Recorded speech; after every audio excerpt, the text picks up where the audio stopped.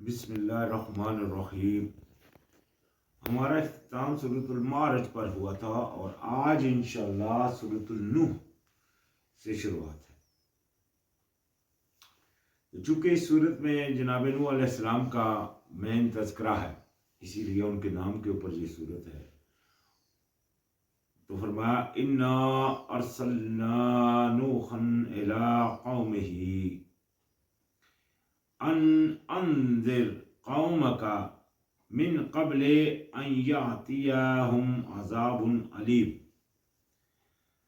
تو اللہ پاک نے فرمایا کہ بے شک بھیجا ہم نے نوح کو طرف ان کی قوم کے کہ اطلاع کرے اپنی قوم کو اس سے پہلے کہ آئے ان کے پاس عذاب دردناک۔ یعنی کہ یہ دیکھیں، چونکہ انبیاء کے جو تذکرہ آتا ہے قرآن میں اور جو قصے ہیں ان میں جو سب سے پہلا نام قرآن بیان کرتا ہے وہ ہے جناب نوح علیہ السلام کا۔ اگر ہم تورات پڑھتے ہیں تو تورات میں ان سے بھی پہلے واقعہ آتا ہے جناب ادریس کا، لیکن قرآن نوح علیہ السلام کا وہ مین تذکرہ کرتا ہے۔ اور چونکہ نوح علیہ السلام کی وہ قوم تھی جس کو پوری قوم کو غرق کر دیا گیا تھا، سوائے اس میں سے جو بچ گئے تھے وہ اس کشتی کے اوپر جو سوار ہوئے۔ یہ واقعہ ہم نے پیچھے بھی پڑھا ہے۔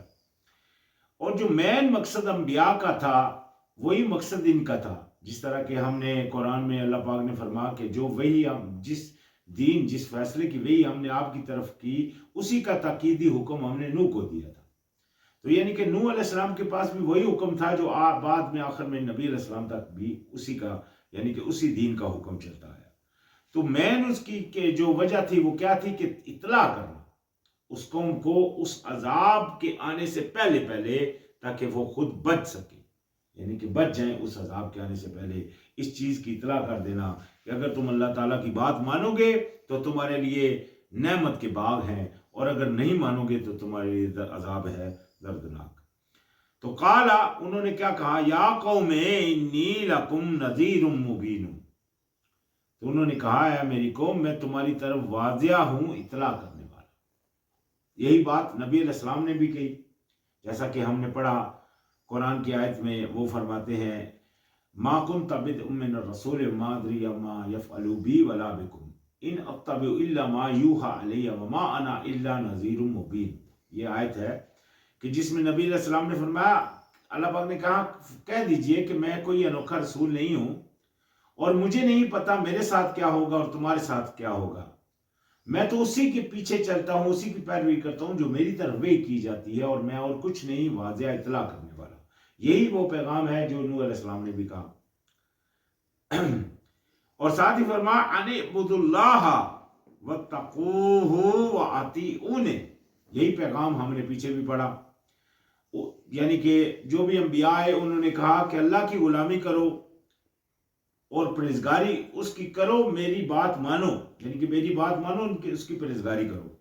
تو یہی بات یہاں بھی ہے کہ یہ کہ تم غلامی کرو اللہ تعالیٰ کی اور پرہیزگاری کرو اس کی، میری بات مانو، یعنی کہ میری بات مانو، اس کی پرہیزگاری کرو، اس کو مانو اور اس کی بات کو مانو۔ تو اس سے ہوگا کیا تمہارے لیے، یغفر لکم من ذنوبکم وَيُؤَخِّرْكُمْ إِلَىٰ أَجَلٍ مُّسَمًّى إِنَّ أَجَلَ اللَّهِ إِذَا جَاءَ لَا يُؤَخَّرُ لَوْ كُنْتُمْ تَعْلَمُونَ۔ اور بخش دے گا تمہارے لیے تمہارے گناہوں کو اور مہلت دے گا تمہیں ایک وقت تک جو مقرر ہے۔ بے شک مقرر وقت اللہ تعالیٰ کا جب آ جاتا ہے تو نہ مؤخر کیا جاتا ہے، اگر ہو تم، یعنی کہ اس میں پھر دیر نہیں ہوتی اگر ہو تم جانتے۔ یعنی کہ یہ پیغام جو مین پیغام انہوں نے پہنچایا وہ کیا تھا، یہ کہ اگر تم اللہ تعالیٰ کی بات کو مانو گے تو وہ تمہارے گناہوں کو بخش دے گا۔ یہ سب سے بڑی بات، بخشے گا تو تب ہی اللہ، جب تم اللہ کو مانو گے اور اللہ کی مانو گے تو، اور تمہارے گناہوں سے دور اور تم کو مہلت دے گا۔ لازم بات ہے، تم کو ایک وقت تک مہلت دے گا، تم کو بسائے گا اس دنیا میں۔ اور جب یعنی کہ وقت جو اللہ تعالیٰ نے مقرر کر دیا ہے جب وہ آ جاتا ہے تو چاہے تم جتنا بھی بھاگ لو، تم اللہ کو تھکا نہیں سکو گے، وہ وقت جب آئے گا تم چاہے کسی جگہ بھی جا کر چھپ جاؤ، اس وقت تم کو مرنا ہی ہے۔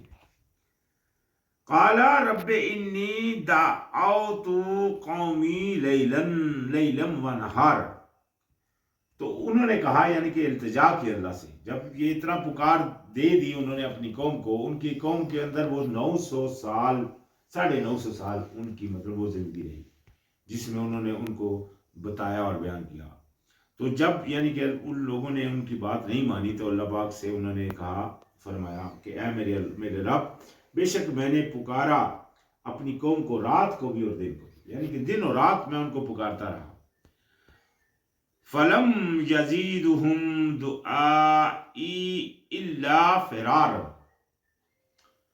تو یعنی کہ جو ان کی قوم نے آگے سے مطلب ان کا جو رد عمل ہوا تو وہ یہاں بیان انہوں نے کیا اللہ سے التجا کرتے ہوئے، تو فرمایا تو نہ زیادہ کیا انہیں میری پکار نے مگر فرار ہوا، یعنی کہ فرار ہی ہوئے، میری پکار سے ان کو کوئی فائدہ نہیں ہو رہا۔ وَإِنِّي كُلَّمَا دَعَوْتُهُمْ لِتَغْفِرَ لَهُمْ جَعَلُوا أَصَابِعَهُمْ فِي آذَانِهِمْ وَاسْتَغْشَوْا ثِيَابَهُمْ وَأَصَرُّوا وَاسْتَكْبَرُوا اسْتِكْبَارًا، تو یعنی کہ ان کا جو مزید رد عمل ہو، یہ سارا اللہ سے ابھی وہ اپنی التجا کر رہے ہیں کہ بے شک میں نے جب کبھی پکارا میں نے انہیں تاکہ تو بخش دے انہیں، انہوں نے ڈال لی انگلیاں اپنے کانوں میں، یعنی کہ جب میں نے ان کو پکارا تیری طرف کہ آئیں تیری طرف تاکہ تو انہیں بخش دے، کتنی بڑی نعمت کے لیے پکارا، تو انہوں نے اس پکار سے کیا کہ اپنی انگلیاں اپنے کانوں میں دے لی کہ ہمیں مت سناؤ، ہمیں مت پکارو، جس طرح بندہ بولتا ہے جاؤ میں تمہاری نہیں سنتا، اس طرح مطلب ان کا رد عمل ہوا۔ اور انہوں نے ڈھانپ لیا کپڑے سے اپنے، اور انہوں نے اصرار کیا اور انہوں نے تکبر کیا، تکبر کرنا یعنی کہ آئے نہیں، اس طرح خود کو ڈھانپ لیا حق کی طرف سے، مطلب خود ہی منہ پھیر لیا، انگلیاں اپنے کانوں میں ڈال دی، یعنی کہ پکار سے اس طرح مطلب وہ نفرت کرتے تھے۔ آج بھی یہ حال ہے، آج بھی جب کسی کے سامنے اللہ تعالیٰ کی بات کی جا رہی ہوتی ہے تو وہ یہاں سروں میں کھجا رہا ہوتا ہے، یا دھیان ادھر سے ادھر اس کا جا رہا ہوتا ہے، مطلب کیا ہے کہ ان کا دل نہیں کر رہا ہوتا اس بات کو سننے کا۔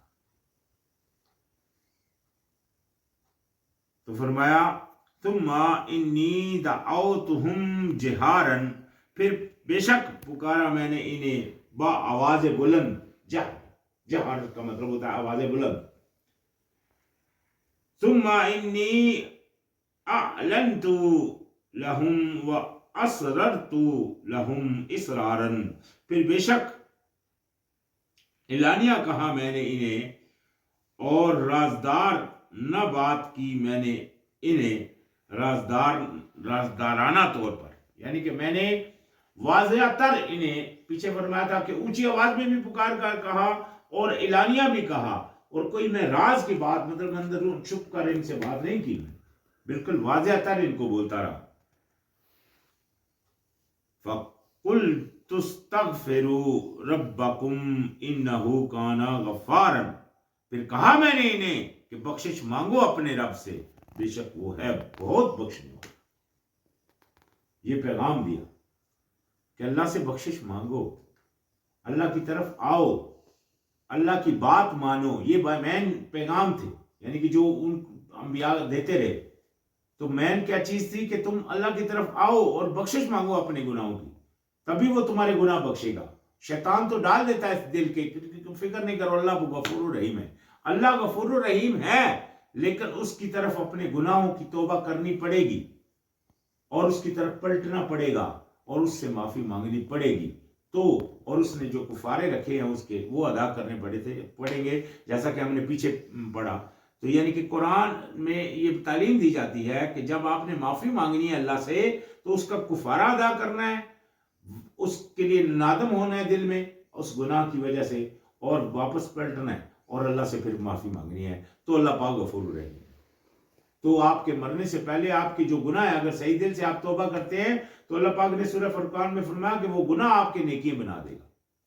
تو یہی بات تھی جس کی طرف وہ پکارا انہوں نے، اور ان سے کہا بھی کہ وہ ہے ہی بخشنے والا۔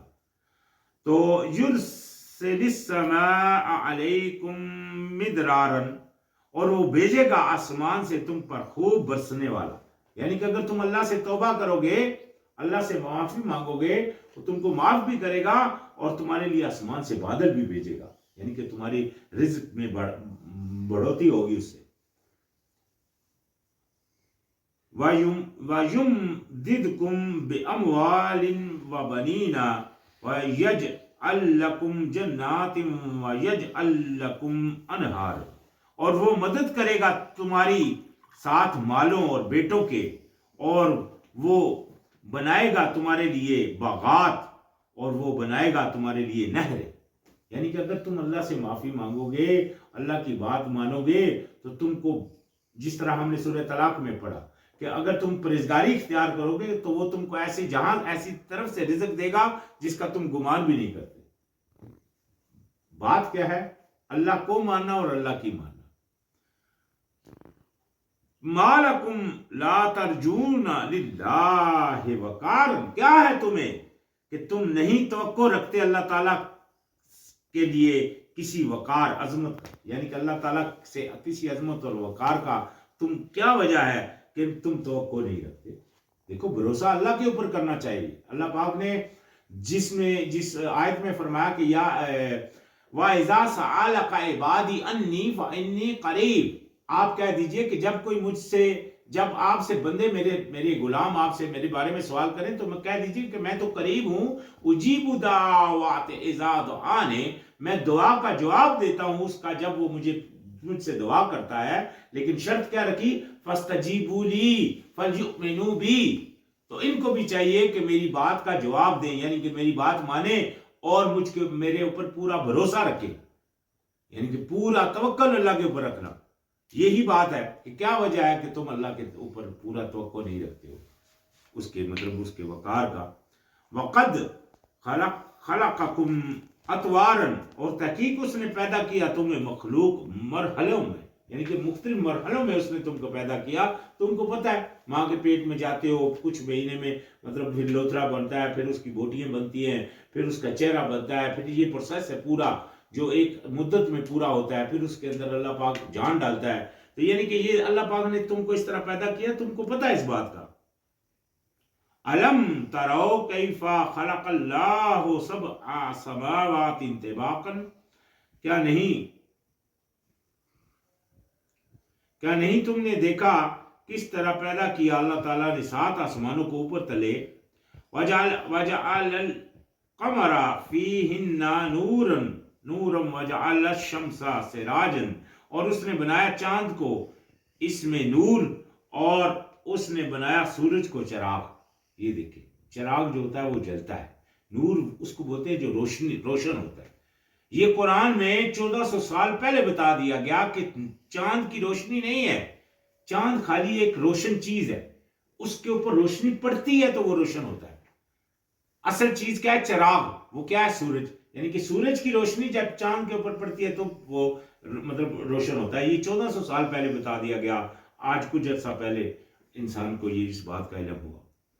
واللہ انبتکم من الارض نباتا، اور اللہ تعالیٰ اس نے اگایا تمہیں زمین سے اگانا۔ یہ یہاں ایک بات ذہن میں رکھیں، یہاں لفظ آیا اگانے کا، تو اللہ پاک نے پہلے انسان کو زمین سے اگایا ہے۔ جس طرح ہم دیکھتے ہیں نباتاتیں اگتی ہیں زمین سے، اسی طرح پہلا انسان جو تھا وہ زمین سے اگا، پھر اللہ پاک نے اس کو درست فرمایا۔ یہ سارا کچھ یہ بات بیان کرتی ہے قرآن۔ ثم یعیدکم فیہا ویخرجوکم اخراجا، پھر وہ یعنی کہ لوٹائے گا، کرے گا اس میں وہ، اور وہ نکالے گا تمہیں نکالنا، یعنی کہ دوبارہ لوٹائے گا اس میں، پھر دوبارہ یعنی کہ وہ اسی میں سے تم کو نکالے گا جس طرح پہلے نکالا تھا۔ پہلے تو وہ اس نے اگایا تھا، بعد میں تم اسی طرح زمین سے پھر دوبارہ نکلو گے اور تمہاری سب چیزیں بنیں گی۔ واللہ جعل لکم الارض بساطا، اور اللہ ہے اس نے بنایا تمہارے لیے زمین کو بچھونا، یعنی کہ جس کے اوپر تم چلتے ہو، بالکل سیدھی پدری بنائی اس نے تاکہ تم اس کے اوپر چلو، لکو منہا سبولا فجاجا، تاکہ تم چلو اس کے رستوں میں جو کشادہ ہے، یعنی کہ اللہ پاک نے پہاڑوں کو ارد گرد رکھا تاکہ اس میں نہریں بنے اور رستے بنے، یہ اللہ کی مہربانی ہے۔ تو قال نوح رب انہم عصونی واتبعوا من لم یردہ مالہ وولدہ الا خسار۔ تو نوح علیہ السلام نے پھر اللہ سے پکارا اور کہا، فریاد کی، کہا نوح علیہ السلام نے، اے میرے رب، بے شک وہ انہوں نے نافرمانی کی میری، اور انہوں نے پیروی کی اس کی جو نہیں زیادہ کیا جس نے ان کے مال اور ان کی اولاد میں مگر خسارے کے سوا، یعنی کہ انہوں نے پیروی، یا اللہ انہوں نے میری بات نہیں مانی بلکہ انہوں نے پیروی کی ایسی یا خواہش کی یا شیطان کی کہ اس نے ان کے نہ ہی ان کے مال میں اور نہ ہی ان کی اولاد میں کوئی اضافہ کیا مگر صرف خسارے کا، یعنی کہ ان کی اولاد بھی گمراہی میں ہی پڑی رہی اور مال بھی ان کے بیکار ہی چلے گئے۔ ایک تو ہوتا ہے حق کی طرف مال کا لگ جانا، اولاد کا حق کے رستے کے اوپر چل پڑنا، وہ آپ کے لیے صدقہ بن جاتا ہے، تو یہ چیز ان کے مطلب خسارے کے علاوہ کچھ نہیں ہوا ان کا۔ وَمَكْرُوا مَكْرًا كُبَّارًا، اور انہوں نے چال چلی ایک چال بہت بڑی، یعنی کہ خود چال چلتے رہے۔ وَقَالُوا لَا تَذَرُنَّ آلِهَتَكُمْ وَلَا تَذَرُنَّ وَدًّا وَلَا سُوَاعًا وَلَا يَغُوثًا وَلَا یعوق ونسر۔ تو یہ ان کے بتوں کے نام ہیں جو ہم سے بھی مشکل پڑے جاتے ہیں۔ انہوں نے کہا کہ ہرگز، یعنی کہ ان قوم کے لوگوں نے آپس میں کہا کہ ہرگز نہ تم چھوڑنا اپنے الہوں کو، آپس میں وہ کہنے لگے کہ نہیں چھوڑنا تم اپنے خداؤں کو، اور نہ تم چھوڑو ود اور نہ سوا کو، اور نہ یغوث اور نہ یوق اور نہ نصر کو، یہ ان کے بتوں کے نام تھے۔ انہوں نے نام لے کر کہا کہ ان کو مت چھوڑو۔ وَقَدْ أَضَلُّوا كَثِيرًا وَلَا تَزِدِ الظَّالِمِينَ إِلَّا ضَلَالًا، اور تحقیق انہوں نے بھٹکایا کثیر تعداد کو اور نہ زیادہ کیا بے انصافوں کو مگر گمراہی میں، یعنی کہ وہ جس کے اوپر وہ پڑھ رہے تھے انہوں نے ان کو گمراہی کیا، وہ بھٹکے ہوئے تھے، تو اس سے ان کی گمراہی بڑھی اور کچھ نہیں، مطلب چونکہ وہ بے انصاف تھے تو اس بے انصافی کی وجہ سے ان کو گمراہی بڑھتی تھی۔ آج بھی یہی حال ہے، جو لوگ بے انصافی کر رہے ہیں وہ گمراہی میں جا رہے ہیں، ہدایت ان کو نہیں مل رہی، کیوں؟ کیونکہ وہ بے انصافی کے اوپر اڑے ہوئے۔ مما خطیئاتہم اغرقوا فادخلوا نارا فلم یجدوا لہم من دون اللہ انصارا، تو بوجہ اپنی خطاؤں کے وہ غرق کیے گئے، پھر وہ داخل کیے جائیں گے آگ میں، پھر نہ وہ پائیں گے اپنے لیے سوائے اللہ کے کوئی مددگار، یعنی کہ یہ حال ہوگا ان کا۔ وَقَالَ نُوحٌ رَبِّ لَا تَذَرْ عَلَى الْأَرْضِ مِنَ الْكَافِرِينَ دَيَّارًا۔ تو یہ دیکھیں جناب نوح علیہ السلام نے اللہ سے التجا کی، دعا کی۔ کیا دعا کی؟ کہا نوح نے، اے میرے رب، نہ چھوڑ زمین پر کافروں میں سے کوئی بسنے والا۔ یہ دیکھیں وہ پیغمبر، لوگ بولتے ہیں پیغمبر بد دعا نہیں کرتے، تو یہ سب سے بڑی بد دعا جو نوح علیہ السلام نے کی اپنی قوم کے لیے، کیا کہ یا میرے رب نہ چھوڑ زمین میں کوئی بھی انکاری کرنے والا۔ انکاری کرنے والا کیا مطلب؟ اللہ کی بات جو نہیں مانتا، اس میں سے کسی ایک کو بسنے والا نہ چھوڑ۔ انکا ان تذرہم یضلوا عبادک ولا یلدوا الا فجرا کفارا، یعنی کہ انہوں نے دعا کنٹینیو کرتے ہیں اور کہتے ہیں کہ بے شک اگر تو چھوڑے گا انہیں، وہ بھٹکائیں گے تیرے غلاموں کو، اور نہ وہ اور نہ وہ جنم دیں گے مگر فاجر کو اور سخت منکر کو. یعنی کہ اگر تو ان کو چھوڑے گا تو پہلے تو یہ تیرے بندوں کو، تیرے غلاموں کو تیرے رستے سے بھٹکائیں گے، اور جو ان سے جنے گا وہ بھی فاجر اور سخت منکر لوگ ہوں گے. رب اغفر لی، یہ ابھی انہوں نے مزید دعا کی. رب اغفر لی والدیا ولمن دخل بیتیا مؤمنا وللمؤمنات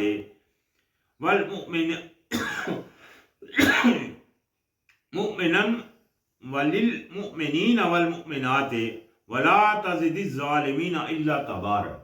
یعنی کہ انہوں نے دعا کی کہ اے میرے رب بخش دے مجھے اور میرے والدین کو، اور اسے جو داخل ہو میرے گھر میں ایمان لا کر، یعنی کہ جو میرے گھر میں ایمان والا ہے اس کو. بے ایمان بھی ان کے گھر میں ان کی بیوی جس کا تذکرہ ہم پیچھے پڑھا وہ ایمان والی نہیں تھی، تو وہ دعا کر رہے ہیں اس کے لیے جو ایمان والے ہیں، اور جو ایمان والے مومن مردوں میں اور مومن مردوں کو اور مومن عورتوں کو، اور نہ زیادہ کر بے انصافوں میں مگر ہلاکت کو.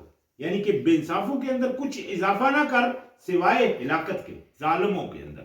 یہ دیکھیں ان کی دعا ہے، انہوں نے دعا کی. آج بھی یہ ظالم سمجھ لے کہ اس دعا میں ہیں، جو بے انصافی کرتے ہیں سمجھ لے. لہٰذا بے انصافوں کے لیے آج بھی اللہ کے نیک بندے یہ وہ دعا ہے جو یاد کرنی چاہیے اور کرنی چاہیے. تو وہ کرتے ہیں کہ مطلب اللہ سے التجا کرتے ہیں کہ بے انصافوں کے اندر نہ بڑھا مگر صرف اور صرف ہلاکت ہی، جس سے وہ ہلاک ہی ہوگا. تو خیر آج ہمارا اختتام ہو گیا سورۃ النور پر. انشاءاللہ یہاں سے آگے شروعات ہوگی. سلام.